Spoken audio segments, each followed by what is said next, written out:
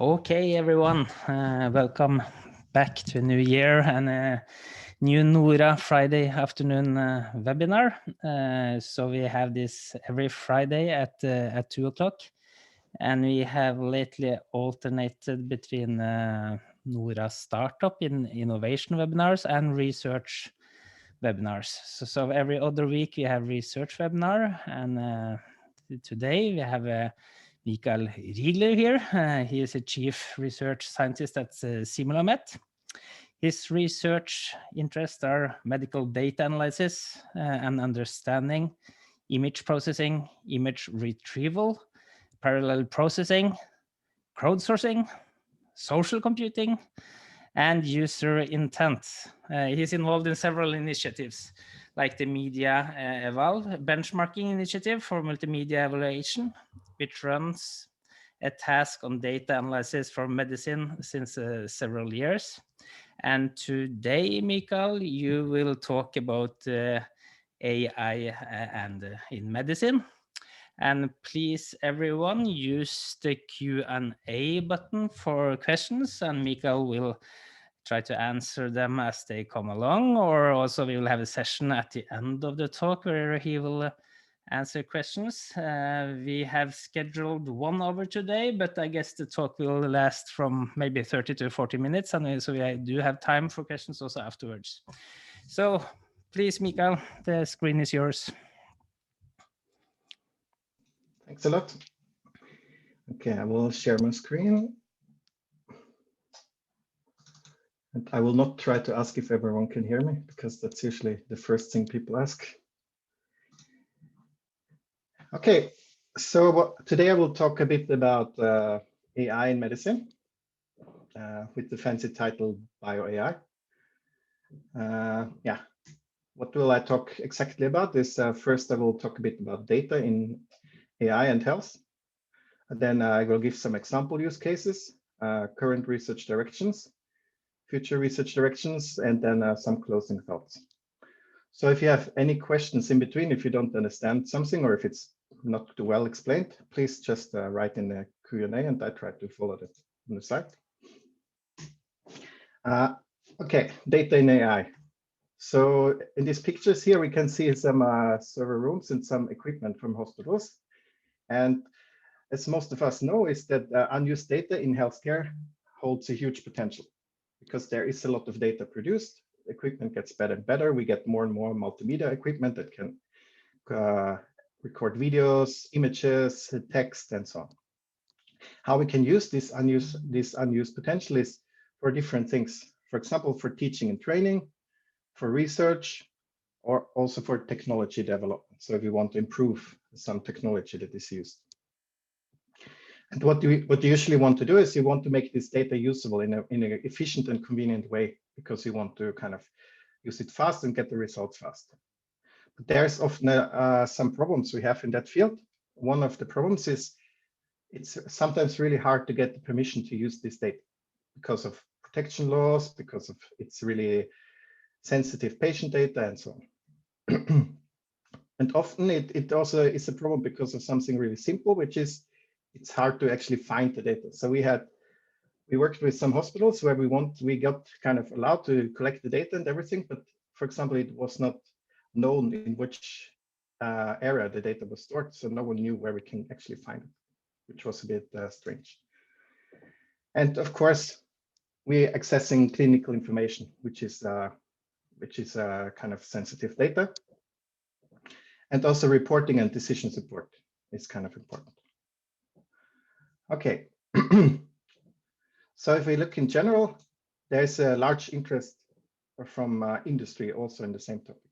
So large companies like IBM, Google, research groups at MIT and so on, they really started going a lot into AI and healthcare. But it's also a bit hard to really put the finger on where does the technology make its mark. So we see a lot of kind of headline messages in the news, but at the end, it's hard to actually go into hospitals and find really cases where these systems were used. So that's quite challenging. And there are also a lot of different applications, interactions in this field, which makes it also challenging. What is a big problem, I think, is that the evaluation of the algorithms is often lacking quality, either because people don't know how to do it exactly, or because if it's companies, they want to make it look good. And if you know your metrics, you can make everything look quite good, depending on how you present it. And usually the evaluation that is done in a lab environment is completely different to how it looks in the reality. There are a lot of examples. For example, this Google algorithm for detecting things from the eyes from people. It worked really well in a synthetic lab data set, but once they went to the hospitals, it didn't work anymore. So they had the problem. And then also the medical data is usually quite challenging to handle because there are often a lot of things missing. You have often from the disease that you really want to find, you don't have enough samples. So you have biased data sets, which is hard to evaluate and so on. Yeah, and the focus lies often on results for a specific data set with no interaction of the users, meaning the doctors and the patients at the end, and also the real world application at the end is not really given because it works well in the lab, but it doesn't really work in the real world later on. So if we look at the person's health, it's actually really complicated, and it's kind of contained in a lot of different data sources. So it's often not enough just to look at images. And these data sources can be things like images, videos, text, sensor data, and so on. So what I call a concept that I call there is something hard and soft ground truths. So what does that actually mean? So let's say we collect data from a patient, like let's take a colonoscopy. We want to take videos from a colonoscopy. We take the videos, we record them. Afterwards, we give this to 5 doctors, for example, and tell them, show us where are the findings in these videos. These 5 doctors mark the findings. And then at the end, you say, okay, we have a data set with the ground truths where we know where we, for example, find cancer.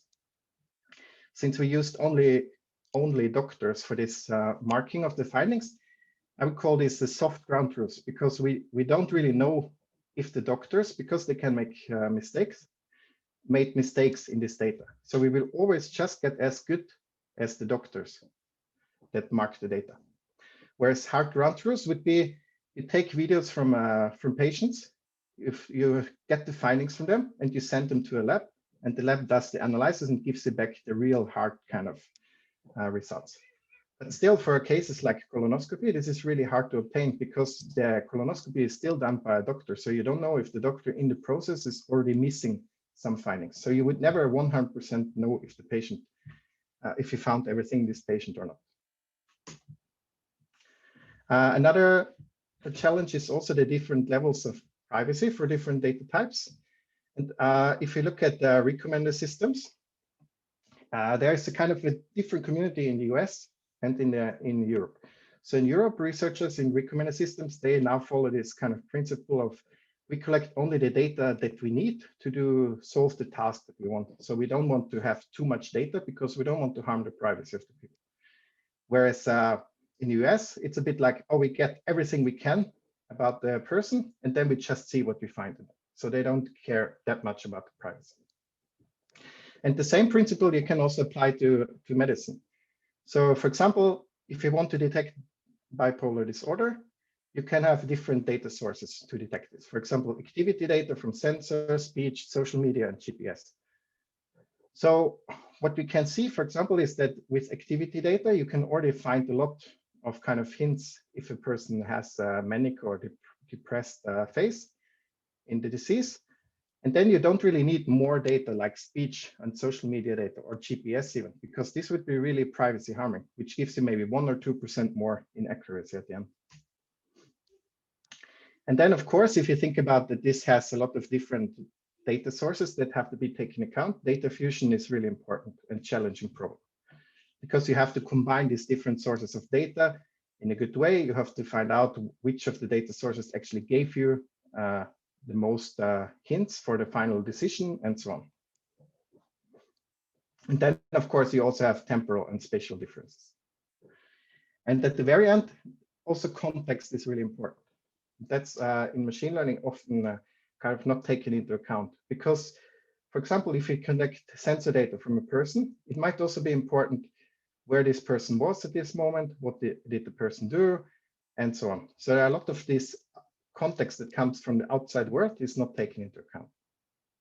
For example, if you think about social anxiety, there it really depends about where the person is that triggers the social anxiety.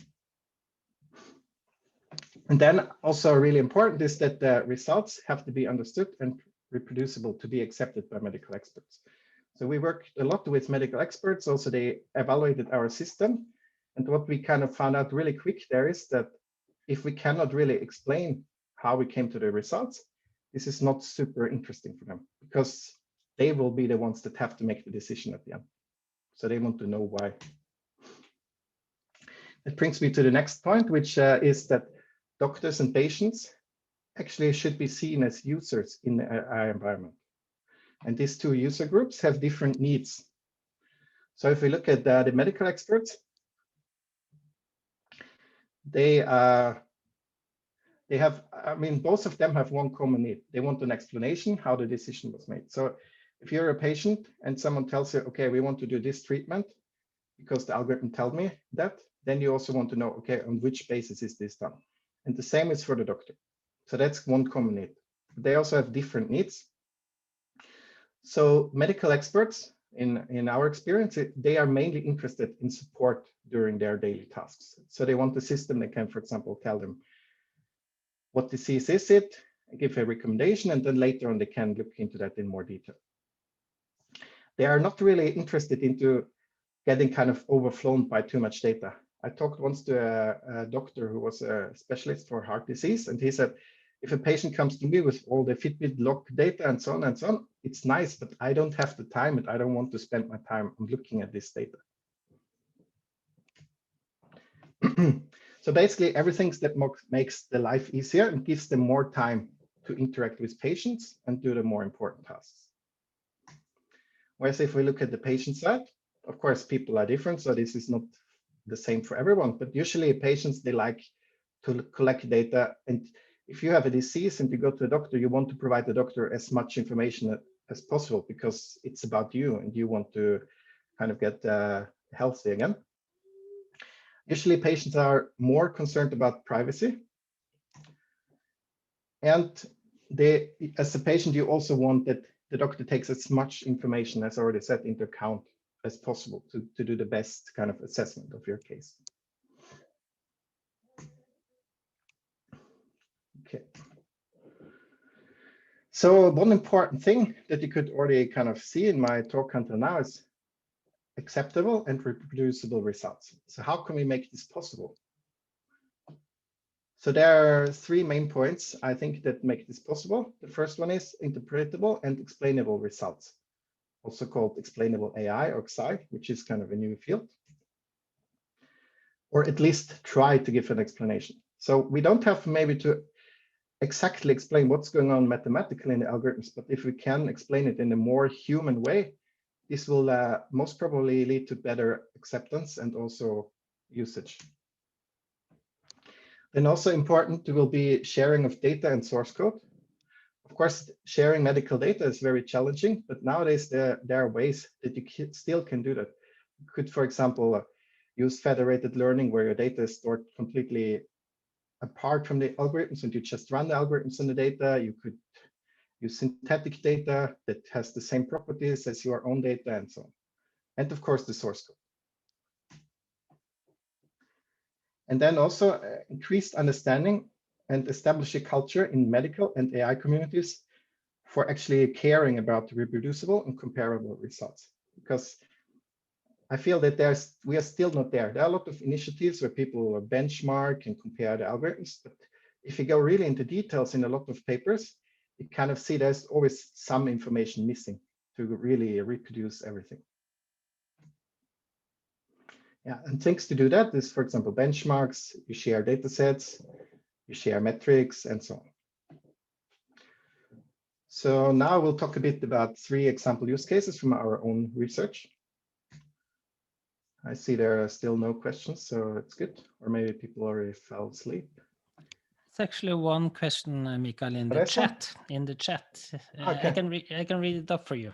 Yes. We can take that as a break. In UK, the NHIS has an AI initiative, and they are focused on preparing data for AI, and they look to create some 30+ billion pounds of value from it.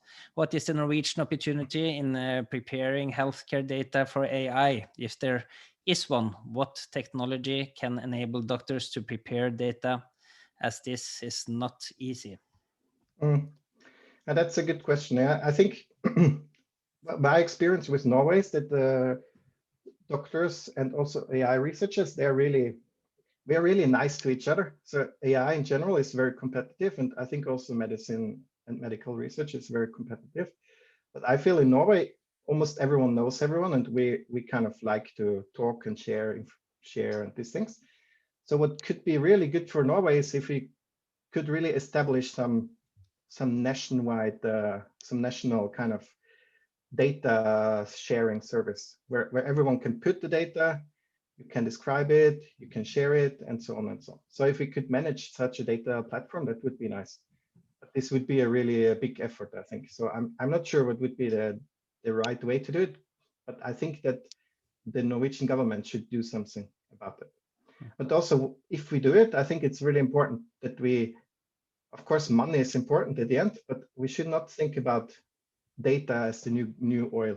I think that's kind of wrong. We should think about data, medical data, as something that is important for the whole society to establish a good future for us and for our kids.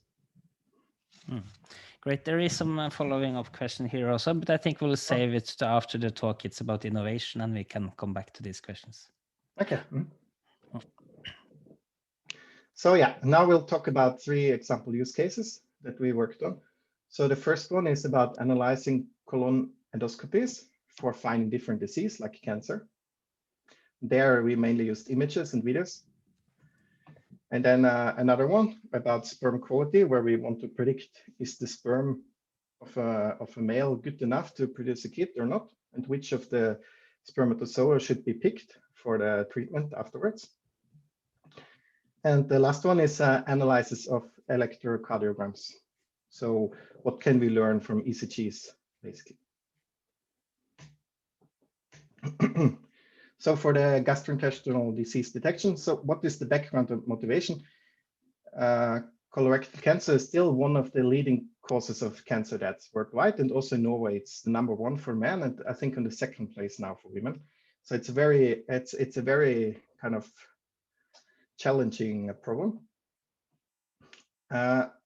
Even if it's very deadly and kind of bad cancer when you get it, it's also preventable, because if you screen early enough and you find something called polyps, which is kind of the pre-stage of the cancer, and you remove them, you kind of avoid that you get cancer. And this screening now can only be done by colonoscopy. That means you have to go to the hospital, a doctor comes, the doctor takes this long tube, puts it inside you, tries to find the polyps, and then you remove them, and that's it. And then you have to come again in some years. A doctor so from Sweden, we know that the doctor has to do around 6 of these colonoscopies every day. And I asked one of the doctors, are you the same for the first one as you are for the last one of the day? Because you kind of do 6 of them during the whole day. And of course, the doctor said, no, I'm more tired. It also depends on the day and so on. So you can see there's a lot of kind of influencing factors there, so that you don't find these polyps. So when we started working on this, we were thinking, okay, we can actually help to detect these diseases and make this task faster and more accurate, but also later on help to write reports, because what we found out also was that there was a lot of time spent on writing reports. And also you can imagine that these reports also had a lot of variation between different doctors and then different hospitals and so on. So there we established a collaboration with different medical doctors from several hospitals, because you kind of want to get a more general understanding, not just automate the process of one hospital. And then also close collaboration between these users was kind of important for us. And the main goal was to automatically detect these findings and mark them and to reuse them later for presenting to medical experts. So what you can see here is the software called Mimir, which is kind of explainable AI software that you kind of find different polyps. So here in that case, we found the polyp here. And then we provide this overview to the doctor where you see, okay, we found this polyp and the algorithm reacts most to these areas here. And based on these areas, the algorithm said this was a polyp. So it's a bit hard to see maybe, but here you can see that if you look at the classification polyps here, you can see it's around 64%. And this is the area where the algorithm reacted to. And then we can also give examples at the same time, which is inspired from the content-based image retrieval community, where you say kind of, okay, polyps that looked like this also found in these patients. So you can kind of make these connections. And then you can automatically write the report at the end, which can follow different standards. And in this report, you can, the algorithm would tell you, okay, these are the 3 most relevant pictures for the finding I had, and then the doctor can just put them there if they're relevant. So the whole system was web-based so that it can easily be used and shared. And it's also open source. And we did also some tests with doctors, and it showed that these really simple explanations, so it's not like a very complicated explanation, but these simple explanations just telling where the algorithm is looking at, that could already help a lot for better acceptance. And also we ourselves, we learned a lot about where our algorithms make mistakes, because once we had the tool, we could look into, okay, our tool works really well. We get really high accuracy, but now let's look at the cases where it was wrong. And then you can look at the specific cases and find out, okay, here the algorithm says it's that.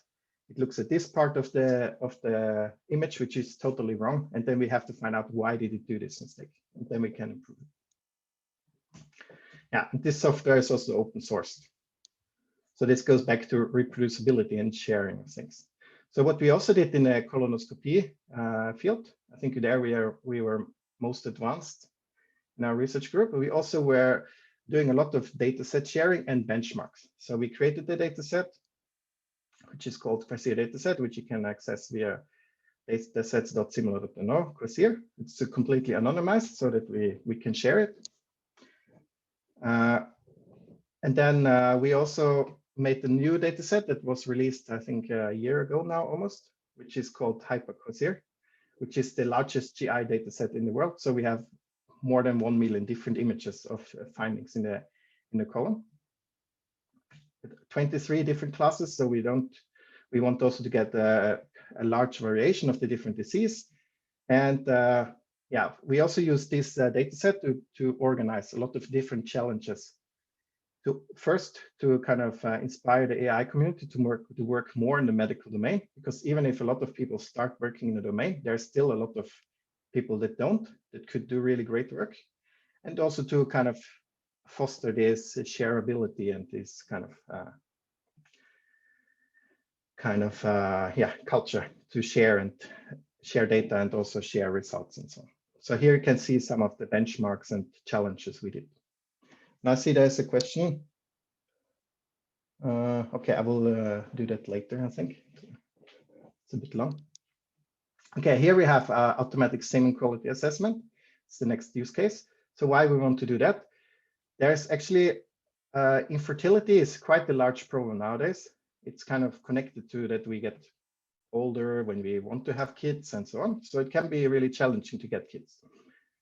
And it's often it's the man who cannot do it, and sometimes it's also the woman. So there are a lot of things that have to be taken into account. The first thing we wanted to look at was the semen from men, and also see if we can find kind of hints there why a man is not able to make a kid or not. The current methods they are used. They take a lot of time because people actually have to look manually at the semen. There's something called CASA, which hasn't been improved since the 80s, kind of. So it's quite old-fashioned because the community is not ready to move on or something like that. And it's also quite expensive.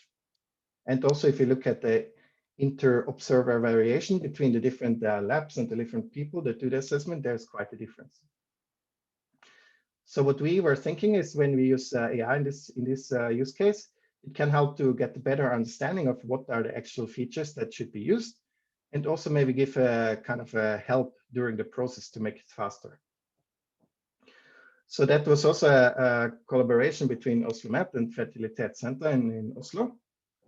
And we also got the FreeMet Bio project around that. And yeah, the goal was to automatically estimate the quality of the semen.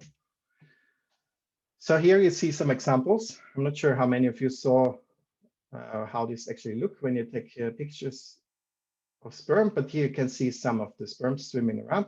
This is an example where it's not really fertile, so we only see some sperms and a lot of other things. And here we see a more kind of fertile example. And there are different metrics used nowadays for determining if the sperm was good or bad. So first of all, the sperm count, so how many there are, and then also how much volume you have, and also the concentration. So again, how many are there, and also how they look and how they move. So if a sperm, for example, has 2 tails, 2 heads, that's kind of bad. And if it moves just in circles, it's also bad. But if it moves nice like a fish, yeah, then it's good. So also there, we again released the data set because there was only one very small data set out there before, which is called the VSEM data set. It's also an open data set consisting videos of 85 human male sperm samples. They were manually analyzed from different experts and then kind of assessed. And in addition to the videos, this data set also contains other patient data, such as age, BMI, sex hormone levels, and so on. And also this data set is public available to kind of let other people also work on that. And we also used it to do some benchmarks and so on. Also for this data set, all the data is anonymized and in compliance with GDPR, which is important. So here you see some examples what we kind of did with the data set. So we should see the video now. So here we actually use an algorithm that kind of follows the motion of the sperm and creates these nice pictures. And then these images are filled together with the original image to the algorithm to kind of analyze different things, to count the sperms, to find out do they move a lot, and so on. And we tested different approaches and it works quite well. Okay. Now to the last use case, and then I will answer the questions after I talked about the last use case. So the next use case is about ECG analysis for disease prevention. So why I use this use case is because this use case is actually interesting because we don't work on the data in Norway. This is a collaboration between us here in Norway and medical experts in Denmark. And we managed to establish a collaboration where we can work on this kind of highly sensitive data across borders without any problems, without harming any privacy and so on. Yeah, so ECGs in general are one of the most common procedures that we use, and they are used to look for cardiovascular diseases, like if you have a heart failure and so on. And what we wanted to do there is we wanted to actually understand better which features are in these ECGs, and can AI actually help us to detect new features that were not there? Can we detect abnormalities, and can we find out characteristics and so on? So as I already said, was together with a cardiologist from Copenhagen. And yeah, we wanted to do some automatic analysis for prediction. So what you can see here, this is actually we wanted to predict some key intervals like PR interval, QT interval, and so on. Not so interesting for you now what it exactly means, but it's kind of important for medical experts. And also we try to see if we can differentiate between sexes. And as an input, we have ECGs, and we kind of use image-related algorithm to do that. And as the output, we get, for example, a prediction for what is the PR interval, what is the QT interval, and so on. Or we can also do classification. So we can say this is the ECG from male or from a female. And what we also did in addition to that, what you can see here, we applied some kind of explainable AI method on this, which is called, it's a modified version of GradCam, which basically is telling you, similar to what I showed you before in the colonoscopy, where you could see where did the algorithm react on the image. This is the same for the ECGs now. So for example, if we want to predict the PR interval, the algorithm took mostly this region as important into account, and this part here, and everything that was blue was not so important to do the prediction. And then if we look at QT interval, for the algorithm, the most important part of the ECG was this here. Also, this part was a bit important here, but everything that is more blue was not so important. What was the interesting thing when we started this research was that we showed these heat maps to the doctors, and they said, oh, that's exactly how I'm looking at ECGs and how I try to understand them. So we could kind of see that the algorithm learned what the doctors actually did in practice, which was really interesting. And we actually found some cases, like for the sex prediction, but also for some other intervals, that the doctors learned new things from the output of the algorithm. So we showed the heat maps to the doctors, and they said, okay, it's interesting that the algorithm is looking at this part here. We usually never take this into account. And then they looked more into that. They took out this part. They did some of their standard analysis, like regression, and they could actually see, okay, this part is actually also important to do the analysis. So we got kind of new medical knowledge from this, which was really interesting. So the data we use there are two data sets which have over 15,000 different ECGs, and they all are clinical assessed. And we can access them by kind of, we connect into the server there and run the algorithms, but we never kind of can take out the data. It's a bit like federated learning. Okay, now we'll look at the questions. So the first one was, how do you solve the problem with soft ground truths and annotation done by doctors? How do you make the annotation better so that you can actually produce artificial intelligence, not just reproduce what the best doctors say? So that's a good question. I think that's quite tricky. My personal opinion is that if you use soft ground truths, you will always just learn to automate processes. You will never go kind of beyond human performance. So I feel soft ground truths is kind of important to automate processes, make things faster, and maybe also help less experienced people to do the same tasks.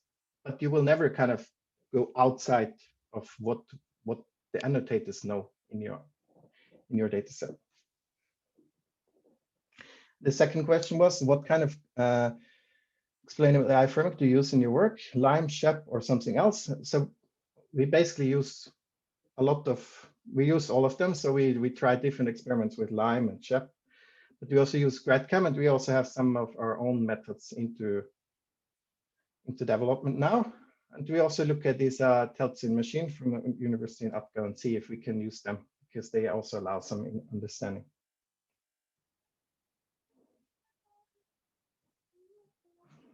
So the third question was, how open are doctors to use models or to use the interpretation of your models results? So if we look at the ECG example, they are really open for that, and they're really discussing how they could kind of use that in a more realistic environment, and also to find new things. So they kind of preparing a lot of different experiments using the algorithm and see if they can learn some new things, also in combination with genetics.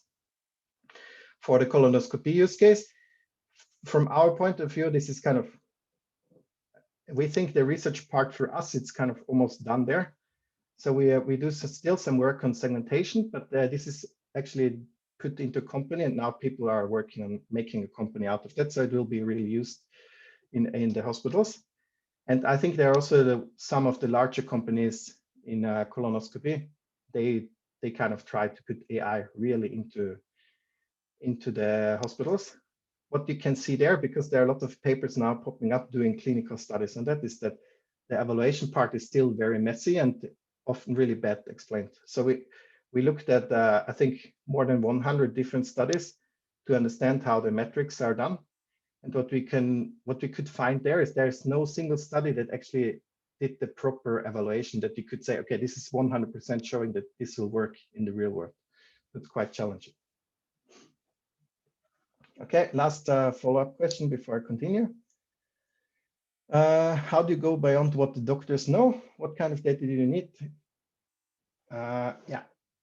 So what I think how to go beyond what doctors know is we would need more hard ground truths. So we would need really to produce really good data and also to kind of make assessment in laboratories and so on, that we can really make sure that this is kind of realistic or showing what is really the case for this patient.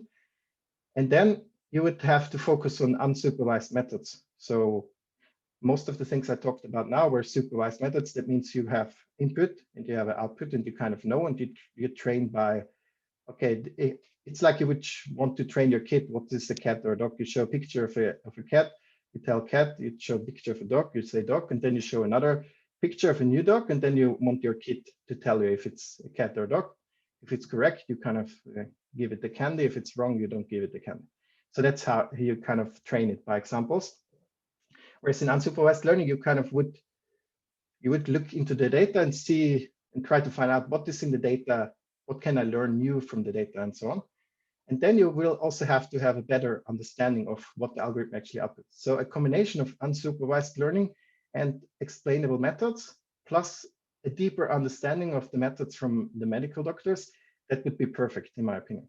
So I'm really dreaming of this, making a course for all the doctors in Norway that they can learn how to use these tools themselves to actually start exploring what they can find. Because we as data scientists, we cannot know what is important from a medical point of view. Okay, I will continue now to answer the other questions later. So what I will talk now about is some current state of AI in medicine. So what things are kind of popular and done a lot. So what is very popular is, for example, medical imaging.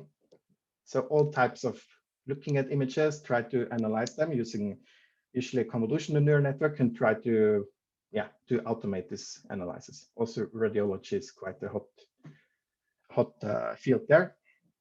This is mainly computer vision. If you look around, this is actually where a lot of the big universities and companies really putting a lot of effort into. Also in general, I think if you look at AI, image analysis and natural language processing, these are the two big kind of fields where most of the work is happening. If you look at the companies, we have, for example, Microsoft is doing some work there, Google, of course, Stanford, Harvard, and so on. So all of them have their own work going on in this field. And the kind of reason for that is that they think that this automatic analysis will be important for medical applications later on to support doctors. So to do things faster, to measure things faster, and so on. Because more and more data is accessible and available, what we have there is something which is called the black box problem, which means there's a limited kind of amount of what we can explain of the output, which I already said before. And this is really challenging in healthcare because doctors in general, if you talk to them, are not really willing to make life and death decision, to say it a bit over the top, without understanding what's really going on. So that's kind of important, even if we cannot perfectly explain it, or maybe we don't have to perfectly explain it, but we have to provide some explanation or understanding. Okay, then the next kind of research where a lot of things is going on is treatment queries and suggestions. So because there's a lot of literature available and articles about the different diseases and what the medical doctors tried and so on, doctors will not have the time to read everything they have to know. So it's possible to use machines to help to sort out this information and to find possible treatments and so on. So you would, for example, take a picture of your mole, send it into the system, and the system tries to find scientific medical articles on the problem and to give you recommendations what you could do. And this can be used to help physicians to make decisions by extending their own knowledge. So it's a bit like a medical Google, if you want to simplify it. And then what is also happening a lot now is a scaled up crowdsourced medical data collection, even if we don't really call it medical data collection, but data is easiest to get directly from the patients or users. So especially from our phones and wearable sensors that everyone is wearing. And there are good examples like Apple's Research Kit, where they help you to collect information, and they did research on Parkinson and Asperger, but also Google is, for example, they bought Fitbit, and they also want to do a lot of things there. Google also is very interested in mental health, so they're actually using some of our data sets in this direction because they want to combine it with their activity data from Fitbit. Yeah, what is also interesting with this sensor data is that it allows you also to follow over time and also to see if things change. So you can kind of use it also to follow up after a patient was in the hospital, for example. So what are the challenges there? As you can imagine, this is a huge amount of data. So if you ever worked with such a data, it just gets a lot and it's quite messy. And usually it's unsupervised because you don't have time to kind of make all the predictions. And then it's also kind of hard to make sense. What would be the best use of this data? How can we make it really usable? And how you want to give feedback? So do you want to tell a patient, oh, okay, you look like you will have a heart infarct in 1 year if you don't start training now? Do you really want to do that, or how should you do that? That's quite challenging. Yeah, and the general opinion is that this kind of consumer data collected in a large pile, this will be kind of really important for future health related applications. So there's a lot of research going on there. And then we of course have drug discovery. I feel that most of the research there is in relation to companies. And also if you want to do research there, my experience is that you can quite easily get data to start working on it. And the technology there is most used to kind of speed up the innovation. So it's very company driven. And it's kind of a combination, again, similar to what I said before, is you have the patient data, you make some connections there, and then you try to combine it with medical journals to find out if you find something there.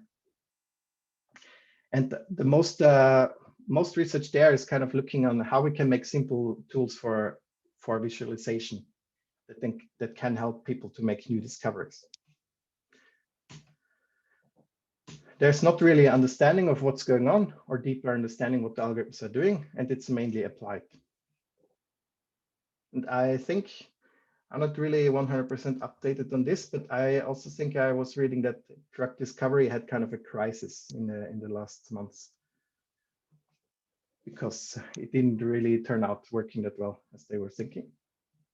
One really interesting part is robotic surgery. And at the moment, there's a lot of research done on assisting surgeons. So how you, for example, a Da Vinci robot that you see there. And the idea is not to kind of use the robot instead of the doctor, but kind of to combine the two to make it better, both of them. And why you want to assist is, for example, you have spaces where you don't have much space to move, or you have to be really still and so on. So these more complicated things. And at the moment, this is mostly pure computer vision with a bit of machine learning kind of sparkled on top to make it better. And it's mainly used to identify body parts, instruments, measure the distance, and so on. And also, of course, storing information. Yeah. Okay, so let's see if there are some more questions. Yeah, there are. Okay, how do you go beyond now that we already have? I can think. What do you think are the barriers to clinical implementation of artificial intelligence in medicine? So the barriers, in my opinion, are first that that a lot of doctors think it's a black box and it's hard to understand. So there's already a barrier. Then I feel a big barrier is also this interdisciplinary work, because even if you work really well with doctors, we have kind of different language. So if you talk about something and they talk about something, could be you mean something completely different. So that's quite challenging. Also data and open sourcing data and source code, it's a barrier I felt, because data is kind of power in the medical world if you want to publish in good journals. So you don't really want to share data. And also, of course, it's sensitive sometimes. So it's challenging there. And also, I feel that if it's for free, it will not be really used in hospitals. So you at the very end, if you think you did some really good research and you think it can be used in a medical setting, you will have to make a product out of it. Otherwise, it will not be picked up. That's my experience.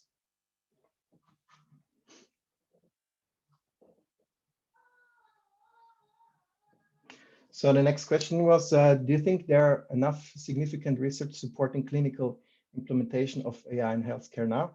If so, do you think we need more RCTs, or do we have enough research that supports implementation now? I think no, there's not enough significant research done. I think what I feel now is that you can also see it, which is a really interesting kind of thing happening in this field, is that you have these medical databases and you have these computer science databases. Like if we publish in IEEE or in ACM, it goes into these libraries. If you publish in Nature or some specific medical journal, it goes into PubMed. So if you now look at there are a lot of things popping up now in the medical fields, like use of AI in field X, study of state of the art. So then in the start of the description is, okay, we look at these databases and then it's PubMed and something else maybe. But it's kind of what is not in these databases does not exist. So there's kind of this hole in between, which is not easy to overcome, because if it's not in the medical database, then it does not exist for the medical world. So you will, even if I think that in AI research in general, in the computer science part, we're really advanced. In the medical part, we are still kind of at the start. So it's kind of touching each other a bit, which is also true for the metrics and evaluation. So there's a lot of, it just doesn't fit together, because in AI research, we already know kind of in a good way how we can evaluate our algorithms in a good way. How do we kind of look for biased data sets and so on. In the medical world, you see articles in Lancet, for example, or in Nature, where they completely wrongly assessed an AI system because they didn't know better. But it was accepted and it's kind of picked up from the medical community. So I think there's still a lot of work to do. And I don't know how to solve this quick. It will just, we just have to work with each other and try to educate each other and try to do more things together. That's quite challenging, I think. But I think we are far away from clinical implementations. So no, I would not like any AI system really used in the clinical settings with their current kind of how they're currently tested, because I think they will fail at some point. Okay, they're really long questions. I will keep them to the end, I think, and I will continue. So now we'll talk a bit about what I think are kind of the next hot topics in the next years. The first one, which for sure most of you heard already, is personalized medicine. So this is quite top. So how we can create patient-specific treatments. So the recommendation for everyone looks kind of different. What is the optimal assessment or the optimal treatment for me can be completely different to what is the optimal treatment for you. That depends on a lot of different things: genetics, how much you weigh, how big you are, if you're male or female, and so on. So there are a lot of different things that have to be taken into account. We could also see that in our own research, where we did some analysis on depression from sensor data, and we could also see that you cannot create one model that fits for all. You have to really go patient specific, because people are so different. So already there you can see that. The most probably at the moment, this will have the most impact on kind of high stake situations, like should they go in a chemotherapy or not? Should they get a specific cancer treatment or not?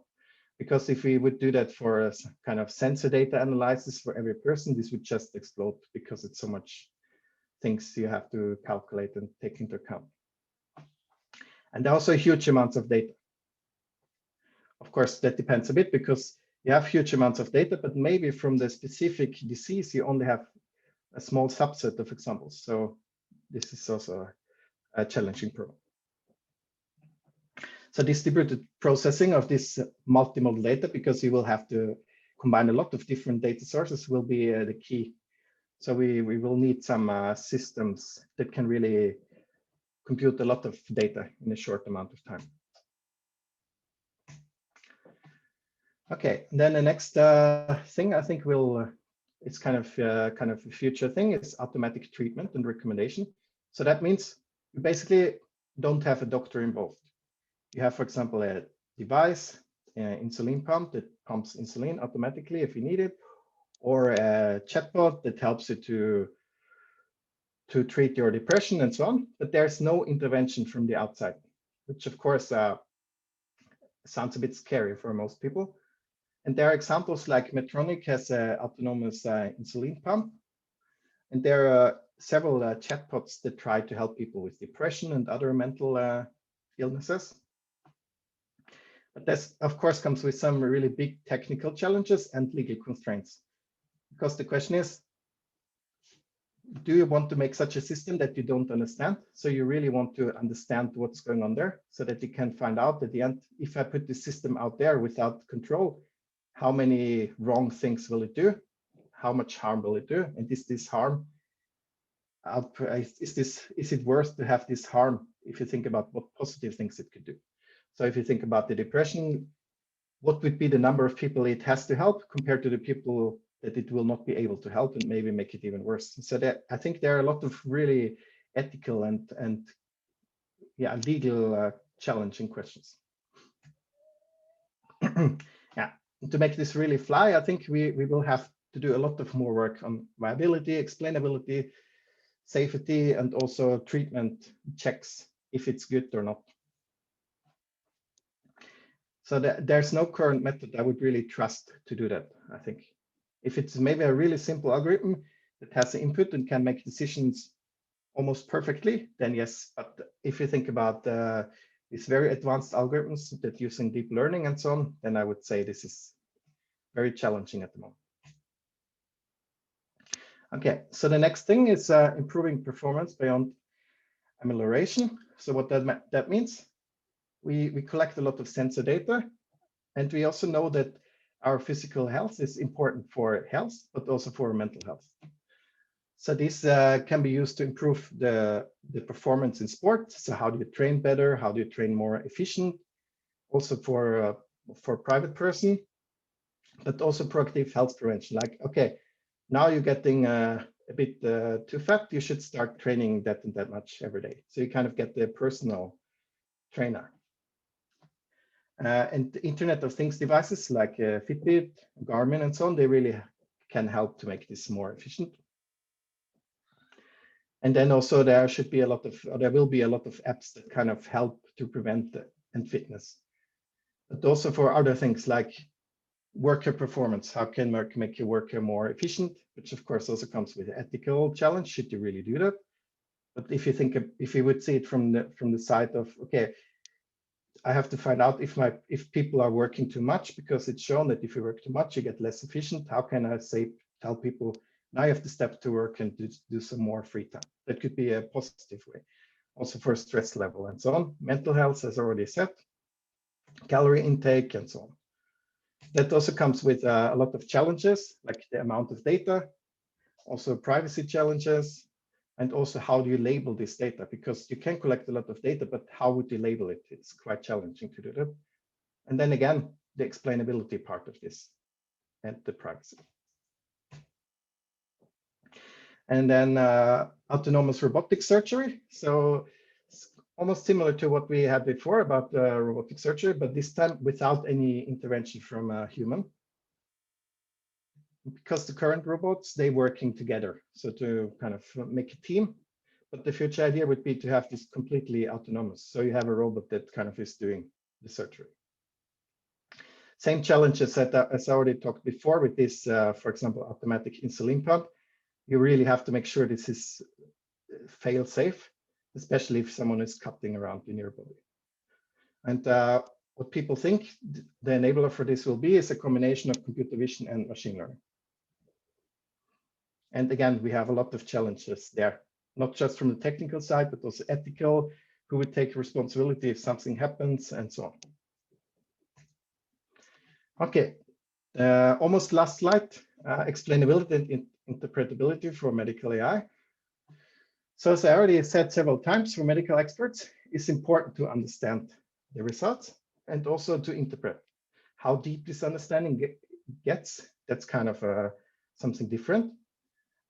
Because sometimes it can be, if you just do a very simple explanation, it can be already enough. Sometimes you might want to go more into detail. Usually, if we think about the standard use cases in AI that we have, like cat or dog classification and so on, it's not so important to kind of understand why did the algorithm think this is a cat or this is a dog. Of course, it's important to understand so that we understand the algorithms better, but it will not kind of change or kill someone if you don't understand it. But for the doctors, this will be important because they make the decision. And also, you want to kind of maybe discover new medical knowledge, and that you can only do if you understand it, if you can backtrace what did the algorithm actually react to. Then you can use this knowledge to find new medical kind of findings.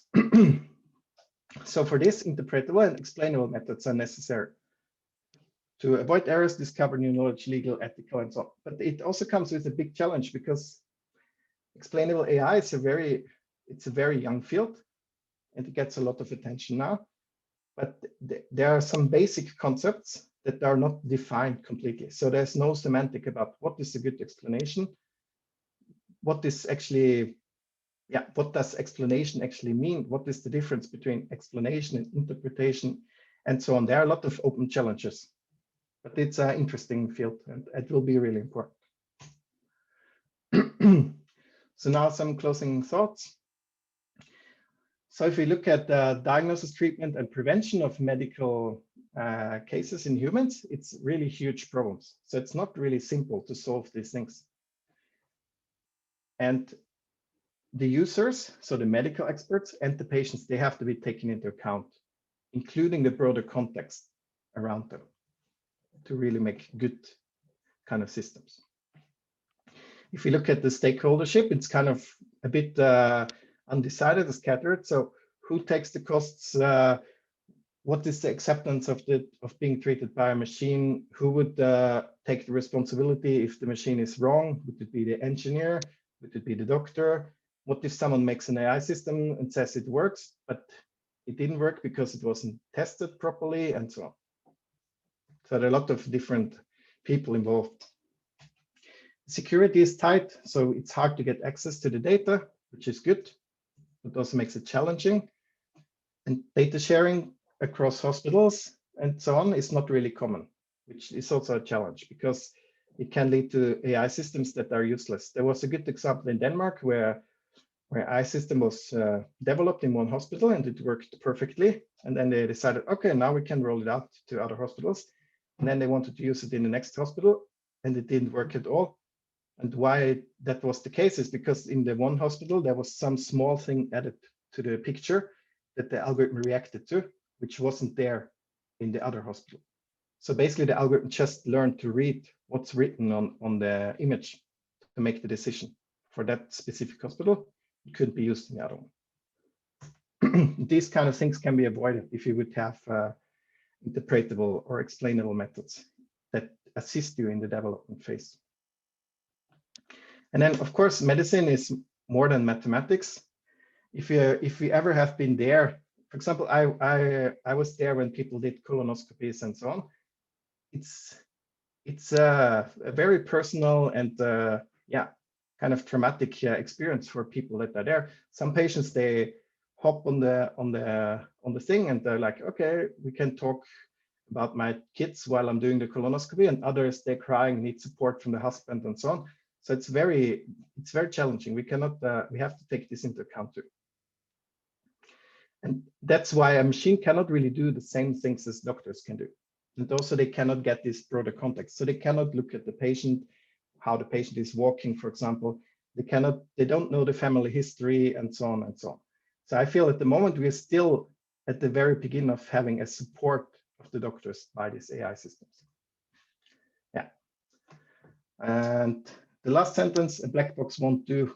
We need explainable, interpretable methods for medicine. Yeah, thanks. Thank you very much for a very interesting talk, Michael. There are many questions. It's unfortunately 3 o'clock then, but before we end, I just wanted to mention that NORA also have this project. We want also to create its community of AI and health in Norway. So the NORA partners universities want to collaborate more with SMBs, with hospitals, with investors, and create a community within this. And also you mentioned a course in AI and health. This would be perfect in Norway, I think, because we have a lot of great data, and we have registered data, long time series. And we were talking also, you had some questions about how to go beyond doctor's knowledge. If you have time series, then you will sometimes later on know what happened before, right? So you can also use this. For example, the cancer registry in Norway is complete back to the mid-50s or so. So we have a lot of good data, and I will not refer to that as the oil then. I have learned my lesson from you, Michael. I think it's more like hydropower. So it's kind of an eternal resource then. Yeah, that's a good way of seeing it. Yeah. Instead, yeah, great. So that's a new way of seeing data. So it will last, and we will use them and learn for the future generations. So I just wanted to say thank you a lot, Michael, and I hope maybe you have some minutes left to answer some of the questions that we haven't answered, because a lot of the very exciting things happens within this field in Norway. We also have this Helseanalyse-plattformen, where we try to get data more accessible both to research but also to innovation and using them. Maybe then be able to create tools that we can transfer into the clinical settings in the hospitals. So it's a lot of great initiatives, and I think Norway is a good country to do AI and health in. So maybe, do you have a couple of minutes left, and we could go through some of the questions that are unanswered? So I think the last one I answered was the one from is there enough significant research? So I will go to the next one. Do you think doctors in the future should have some basic courses in AI as part of their education? Yes, definitely. I think this would be perfect. Yeah, that's the way to go. And maybe because, yeah, I think yes. And we should maybe also have some basic courses in medicine if we want to do AI there. I think it's a good thing. Let's see, in order to reduce the divide, yeah. Or do you think it's better for our fields to focus on becoming so successful that it's not necessary? I think at the moment we are at this stage where we have to educate doctors so that they can understand it, so that we can make these future frameworks that will kind of work, and we kind of understood them, but we know that they are working, and then we can just roll them out, and then you might not need that anymore. But at the moment, I think we definitely need education in medicine for AI. I think we need that everywhere. It's not just in medicine. I could imagine to have AI education in every field. It will be important. Next question, you said it was required to explain how a decision was made. To clarify this, doctors say they want explainability so that they can determine if a technology will benefit patients. If you can demonstrate benefits, such as with a clinical trial, explainability is not required. Why do you think, as you said, there has been such poor evaluation of these systems? So first of all, I'm not sure if explainability is not required, because these systems, they will always make mistakes. There's no 100% security that they will not make mistakes. And if you have kind of, it might be that you don't have to use the explainability part all the time, but you want to double check. You want to see, okay, I got this result. Does this fit with my expectations? Yes, okay, I can trust it. But if you don't have any way to check, I think that would be a bit dangerous to do that, especially at the moment where we don't have kind of a way of saying, okay, this is the confidence of my, then you would need some confidence or something like that that tells you, okay, the algorithm says this with this confidence, and if the confidence is low, then you have to do something about it.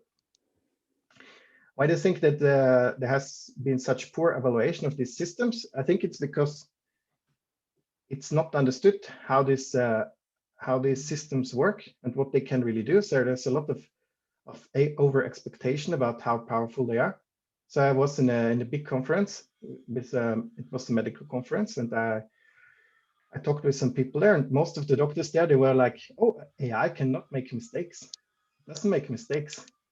And I think, okay, this is a bit dangerous. It can make mistakes. It makes a lot of mistakes, but it does also a lot of good things. But you have to kind of understand what can it do, what can it not do, and where you have to be careful.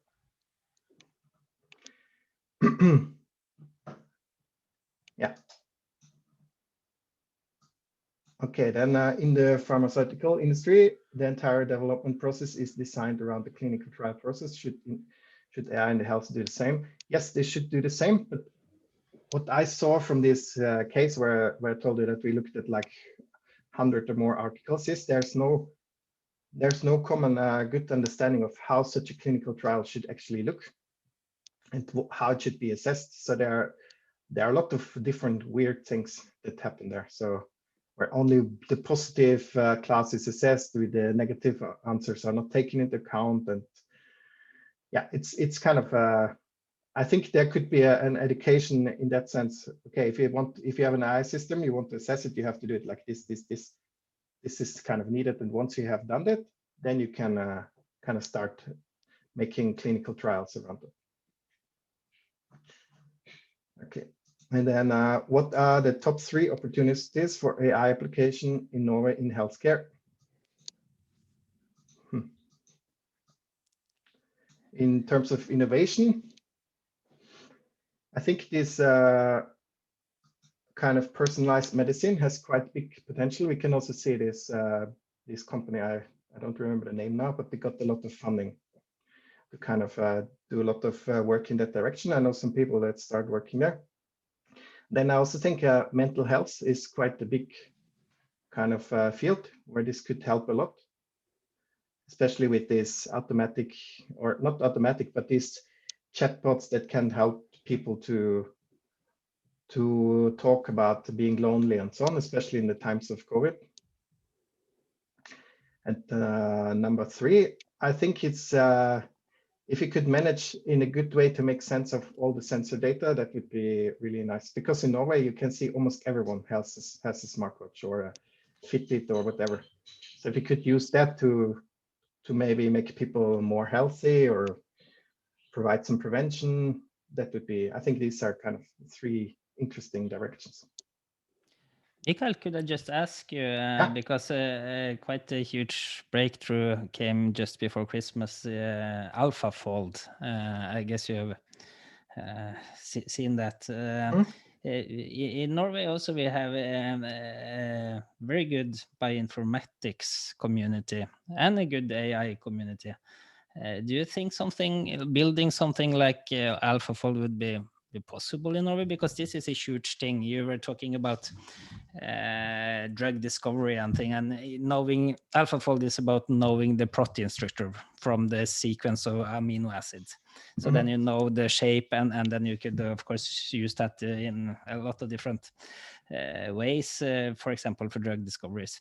But do you think something like that? Of course, DeepMind produced this, and they have huge resources. But but the computing resources, they are not too big actually for AlphaFold, and the data, they're open databases.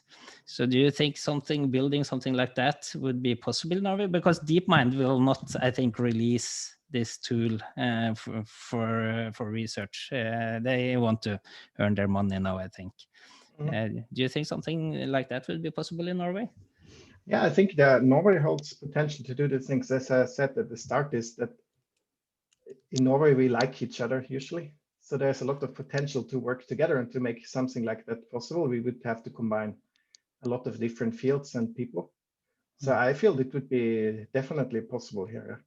Just need someone who starts it and get going, I think. Yeah, maybe NORA should take that role. Yeah. Because what you're talking a lot about open data and open source, and of course having such a tool more open than what the DeepMind tool probably will be would be very beneficial for not only for patients but for the economy, for the drug discoveries, for everyone. So that would be a great project. And I also think in terms of open data and so on, because some people see it as negative if you have open data and open source for innovation. But my personal opinion is that this is actually the opposite, especially in medicine. If you're open, if you show, okay, I'm so faithful in my algorithm and my work I do, that I can make it totally open, because I mean, it's us who's doing that. You can have protected or something like that. But if you show that everything you do is open, you share the data, maybe not all the data, but you could share at least parts of your own data and so on. This would look much better from the outside for investors and also for people to use your system at the end. If you show that you're open, you want to be comparable, you want to help the humanity. Of course, you want to make some money, but you also want to help kind of the society by making these medical applications. I think openness, sharing, and comparability and reproducibility is also important for companies, not just for research.